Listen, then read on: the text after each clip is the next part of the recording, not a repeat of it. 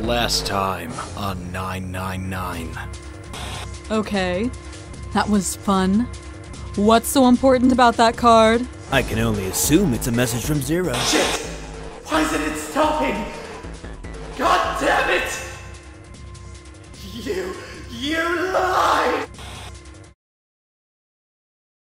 Well, we can't be sure of that. To me, this seems as though it's the work of an organization, not an individual. Zero is most likely simply the representative of a larger group. What sort of an organization? It could be a number of things. An army, perhaps, or a research group. Perhaps this is all some sort of psychological experiment. If it is, then it's a pretty fucked up experiment. I mean, come on! A guy's dead! The word dead hung in the air, heavy and ominous. The room went quiet again. I don't know who this Zero asshole is, but I know for sure he's gotta be pretty fucked up in the head to do all this. If this was all one guy, then he's got some serious issues. Even with the specter of death hanging over them, their discussions continued for some time. In the end, however, they learned nothing. By the time they finished, 1.5 of their 9 hours were gone. All they had to show for it was impatience. Man, we only got 7.5 hours left, okay? You really sure you want to just sit around? No one was willing to argue this time. Very well then. There's only one way for us to proceed. Sure not gonna be fun running around knowing we gotta jump when Zero says jump. Well, it's stupid to just sit around here doing nothing. Thanks to Snake's card, at least we have some idea of how this all works. Correct. And so long as we follow the rules, we should... we will most likely be alright. But what? Who's going to go in which door? June looked toward the numbered doors. Oh yeah, that's right. We can't have any more than 5 people in one door. All 8 of us can't go in the same door. Then it would seem we will have to split up. Wait! Lotus looked terrified. I'm telling you now, there is no way in hell that I'm going into door 5! Come now, don't be selfish. Call me whatever the hell you want, I'm not going in there! If I'm gonna have to walk through all that blood, then I'd rather stay here. And we were doing so well. Ace shook his head sadly. Sorry, but I ain't going in there either. Somebody else can go into door 5. Oh, Santa, not you too. Hey man, I just bought these shoes. If you think I'm gonna get some creepy dude's blood all over them, you got another thing coming. That was the last straw. What the hell, man? Weren't you the one who kept saying we should keep going? Yeah? So? Doesn't mean I want to go into door 5. Oh, God. There was an awkward silence. Finally, Seven spoke. Fine. I'll go into door 5. I can't go in there alone, though. Anyone else willing to come with me? There was another long silence. This time, Snake was the one to break it. I'll go. What? Don't worry, you'll be fine. We may part now, but I'm certain we'll meet again later. How do you know that? Because I do. That's not an answer! If you're going, I'm going too. I'm going into door 5. What am I going to do with you? There's nothing you have to do. Ace stepped forward. If I join you, the problem is solved, correct? 7 is 7, and Snake is 2. And if you add Clover's 4 to my 1, the digital root will be 5. Lee. The 4 of us can go into door 5. Wait, what about the other 4? What's that digital route gonna be? Junpei did a quick mental calculation. Lotus, Santa, June, and Junpei remained. Their bracelet numbers were 8, 3, 6, and 5. 8365. What would their digital route be? Well, their digital route would be 4.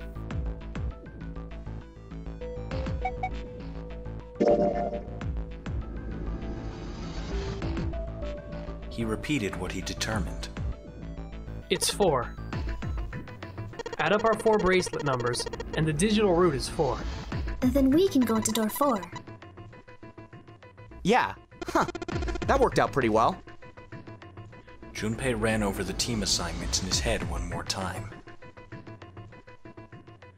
4 people would go into door 5. 7, Snake, Clover, and Ace. 4 people would go into door 4. Lotus, Santa, June, and Junpei. Junpei had to ask himself if the teams were what he really wanted. Beyond door 5 was what remained of the 9th man. He never wanted to see that thing again, but something in him said it would be unwise not to examine the corpse even a little closer. Of course, if he went through door 5, he wouldn't be going with Lotus and Santa. True, it would be possible for him to bring June with him through door 5, but that would mean she would have to see the horrific carnage that waited there. Junpei didn't want that. Junpei was torn. Should he stay silent and go through door 4? Or should he stop them all and insist on door 5? As he turned his options over and over in his mind, Ace spoke up. All right then, it seems we've reached a conclusion. Shall we go? He began to walk toward door 5. Clover and Snake followed, with 7 a short distance behind. Junpei, which door do you want to go through? Hey! Wait! Junpei's cry echoed across the room. The 4 people walking toward the door stopped and turned back toward him. I want to go through door 5 too. The words were scarcely out of his mouth when June spoke up. What? What are you saying, Junpei? If you're going through that door, then I'm going with you. He turned around to look at her. No, you can't. I can't take you with me. Why? Well, you know what's in there, don't you? Are you sure you want to see that? June opened her mouth as if to say something, but instead closed it again and looked at the floor. Junpei felt an ache in his chest at her clear distress, but the choice was not his to make. There was nothing else he could do. Junpei turned away from June, doing his best to silence his turbulent emotions. Please, let me go into door 5. 7 scratched his head and looked at the young man. Man, now we're right back where we started, you know that? Junpei's bracelet number is 5, right? If we are going to add Junpei, then we must subtract 5 from the rest of us. Snake turned to Ace. Ace, please take good care of Clover. Oh, all right. That's fine. Don't go away! You need to listen to me, Clover. Go to door 4 with the others. No! Don't be so selfish. Snake's tone was harsh. Tears welled up in Clover's eyes. She bit her lip and did her best to fight them off. Snake's expression softened, and he put his arms around Clover. He held her close and whispered into her ear. You'll be fine. Just relax. It looked as though he whispered 2 or 3 more words, but whatever they were, Junpei didn't hear them. He couldn't help but wonder what the other man had said. Snake pulled back from his sister his eyes kind and inquiring. Okay, I understand.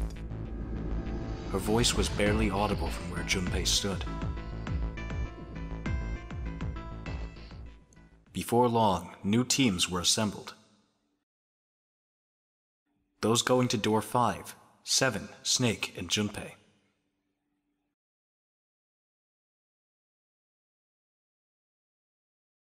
Those going to door 4, Lotus, Santa, June, Ace, and Clover.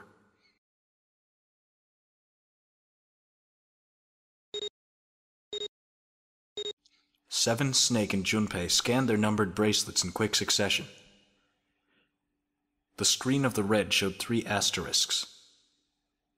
Alright then. Let's go. Junpei glanced around one last time, his hand resting on the lever of the red. Okay. Please be careful. Concern was written plainly across her face.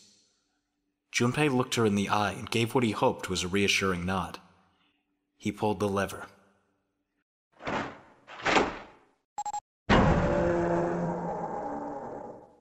With the sharp clack of a lock releasing, the door swung open. Ahead of them, in the small hallway, were the pitiful remains of the 9th man.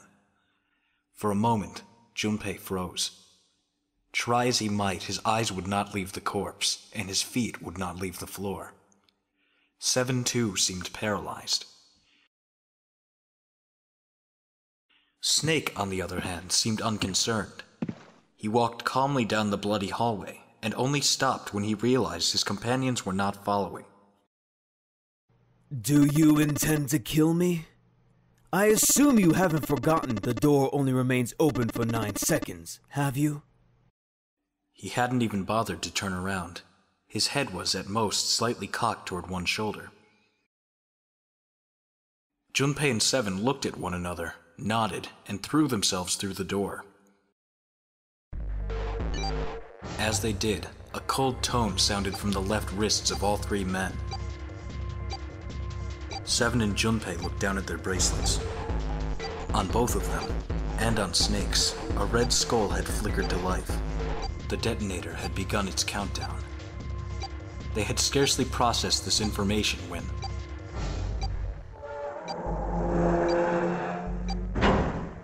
With a metallic slam, the numbered door behind them swung shut. Unless they could find the device that would deactivate the detonators on their wrists, they would not be leaving the hallway. Hey, where's the dead? The fear and urgency in 7's face reflected what all 3 of them felt. Junpei spun around, searching desperately for the dead. He found it easily enough. It was on the wall next to the closed door labeled 5. Found it! Right here! As he yelled, he struck the scanner with his hand. The other 2 scrambled to follow suit. As soon as they finished, Snake threw the lever down.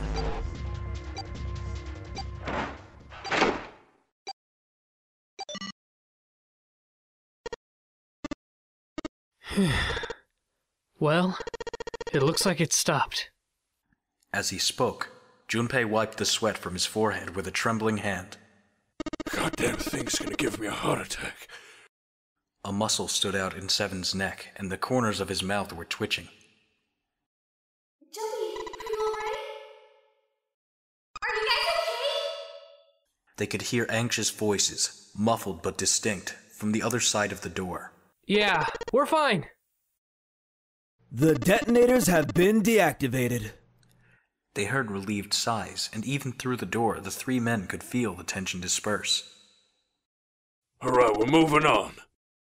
Be careful, okay? Okay. Sure thing. They heard footsteps moving away, and before long, they were alone again. Junpei looked around. The hallway hit a dead end 20 or 30 feet from where they stood. A thick iron wall blocked their way. Try as they might to force it, the wall refused to move. To the left, however, was a wooden door that looked positively inviting by comparison. In the middle of it was a plaque that read First Class. A first-class cabin, huh? Well, it seems like it. Let's have a look then, shall we?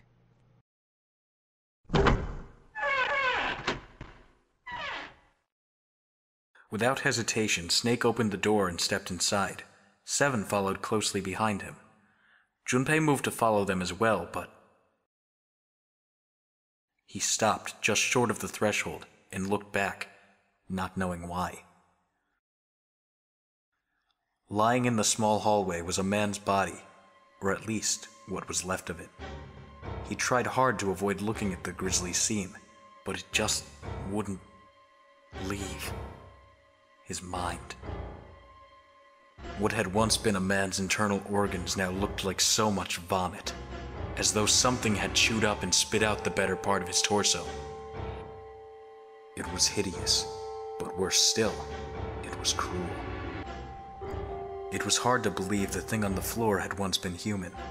The black pool of thick blood, the lumps of glistening flesh spread across floor, the awkward, twisted tangle of shredded intestines, the head wrenched to some grotesque, unnatural position. The man's glasses lay next to his head. The lenses were cracked and the frame bent and distorted. And next to the glasses lay a bracelet, the number 9 still displayed on its face.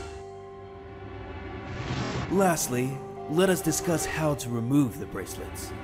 There are only 2 ways to do so. 1. You escape from this ship. 2. Your heart rate reaches 0. In other words, once the bracelet is taken outside the confines of this ship, or detects the wearer's heartbeat has fallen to 0, it will shut down automatically. Suddenly, Junpei felt his stomach convulse, and a knot of muscle gripped his throat. He clapped his hands over his mouth and ran to the first-class cabin.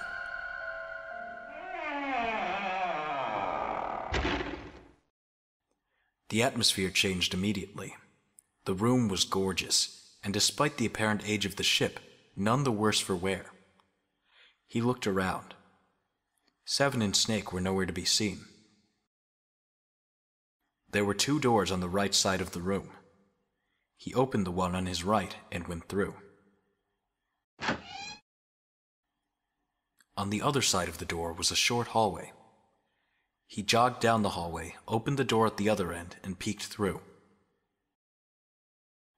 There they were, to his right, busy examining something. He stepped through the door and walked toward them. What's up? Check this out. We found this thing here on the door. The red light's on. Does that mean it's locked? So I would assume. Is there any other way out? We looked around a little. Other than this door, we didn't find anything. So you're telling me that unless we can open this door... Yes, we won't be going anywhere. Junpei stepped away from the door and looked around the room. The room they were in looked like a bedroom. He figured the room he'd originally entered was the living room, or whatever passed for one on a ship. Alright, let's find a way to open this door. Come on, guys!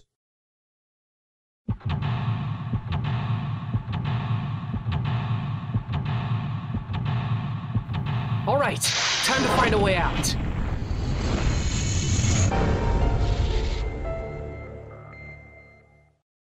Okay, let's get a good look around this room. What's here on the bed?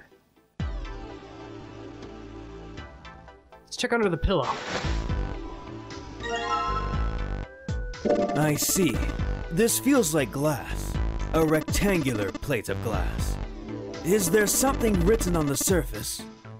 Yeah, it's a sheet of music with a couple of A notes. Just A's? Yeah, that's it. Kinda weird, huh?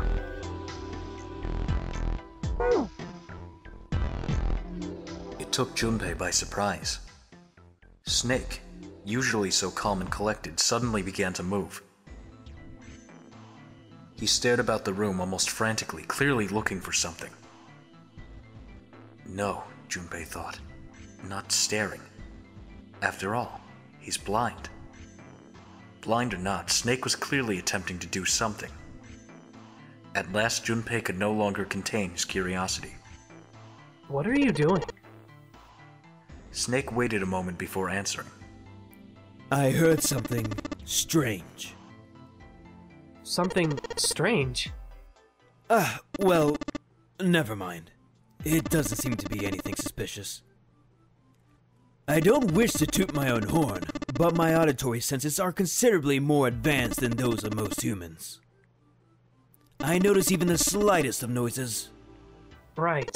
Are you gonna tell me you can hear a needle drop from a mile away? Ha! No, such a thing would be impossible. However, by listening to the sound of footsteps and breathing, as well as the sound echoing off the environment, I can locate most objects. Oh yeah, that's right. When Clover fell on the big staircase a little while ago, you were at her side immediately. So that was... Yes, I could hear it happening. In fact, I can run quite fast. Certainly as fast as you. And should someone attempt to start a fight with me, I am quite confident that I could defeat them. Junpei was somewhat taken aback by the revelation. He stared at Snake, skeptical. You don't believe me, do you? Care to give me a try? I must warn you, you'll no doubt regret it. Well, I suppose that's enough playing around. Let's resume our search, shall we? With a small, self-satisfied smile, Snake turned and walked away from Junpei. A white desk. Feels kinda fancy. It's a small round chair. Looks like it probably goes to the vanity. It's totally a table with a mirror. Ah, yes. You know, that sort of thing is known as a vanity. Were you aware of that, Junpei? Of course, vanity also refers to self-love, conceit, and narcissism. As such, you could say that every day when a woman looks into one of these, she is staring at her own conceit and narcissism. Doesn't that strike you as terribly sad? You sure know a lot about narcissism for a blind guy. An upright piano. From the feel of the wood, it must be quite old. What's this? This isn't a score. Is this the map of the ship? A map? There's a map of the ship here? Yeah. Then I imagine it will prove very helpful. You best hold on to it, Junpei. Okay. Seriously, this yellow text is back? You know, I'm starting to think you're following me there, yellow text. Wherever I go, you just seem to pop up. A music stand. Well, might as well put this glass plate on it. Oh. Is something wrong? It's kinda hard to see the notes. Maybe if I put something under them? A background for the notes. Alright. Let's check through one of these doors. See what's in here. There's some sort of antique desk. Makes sense though, I guess. The whole room's full of antiques. You could get a nice handful of cash selling all this stuff in here. It's a heavy piece of paper that's been folded in half. It has score printed on the front of it. Score. That's gotta mean musical score. If that's true, then the score we just found was probably in here. At least, at some point.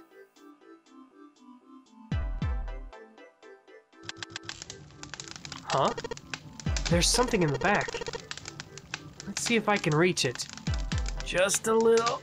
Oh! God damn it, that's hot! You're not real smart, are you? Come on, it's gonna be hot. It's a fire. Even a monkey knows it shouldn't stick its hand on a fire.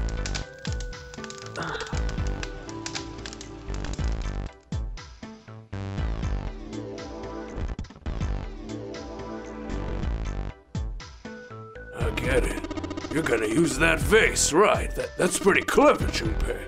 We just gotta fill this thing with water.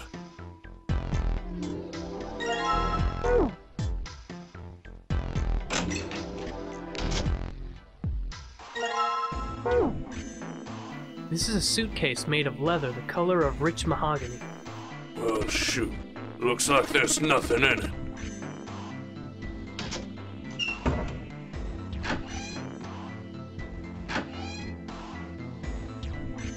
This faucet must be for putting water in the bathtub.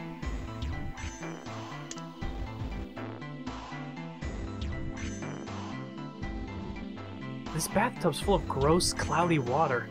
Alright, shouldn't be too hard to fill this vase up.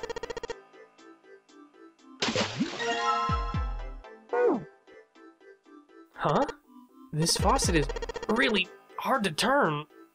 Man, it doesn't matter how hard I yank on it, this thing won't budge. Hard for you to turn, kid. How about you let a man give it a shot?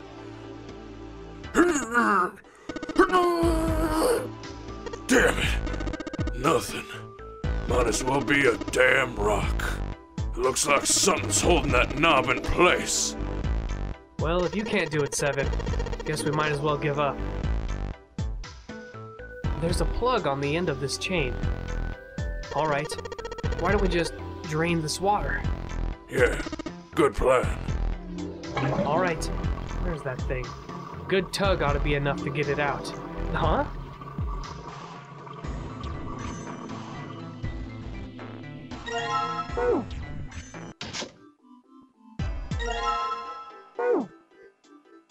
This safe is locked. It's one of those dial locks. It doesn't have a key. We just need to get the dials in the right place and it'll open. Did you find anything, Seven? Nope. How about you, Snake? I also found nothing.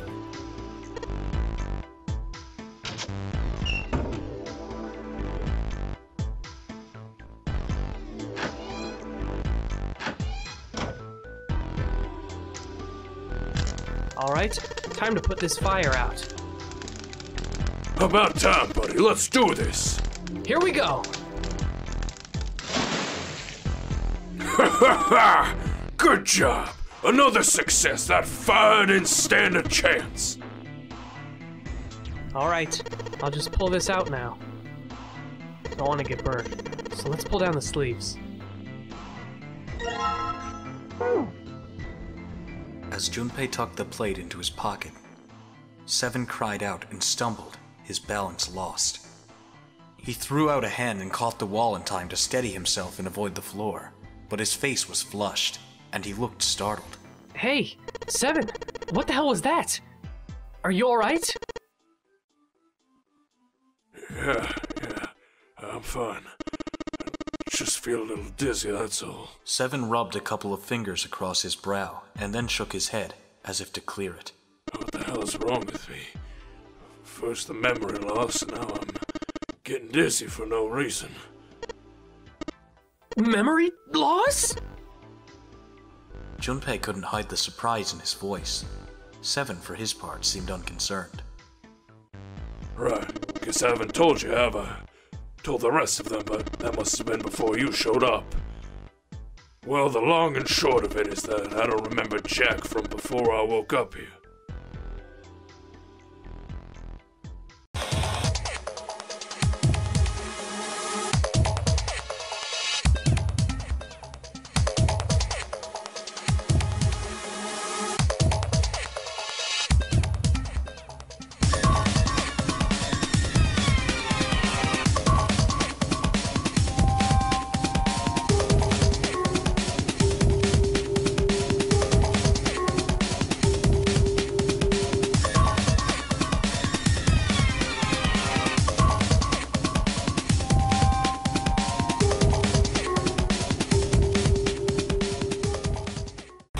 Next time on 999. Is this some kind of casino? Sure looks like one. Baccarat. You ever played Junpei? Key with the Venus symbol on it! Excellent, Junpei! Now we will be able to open the gate. Sure Monster Project.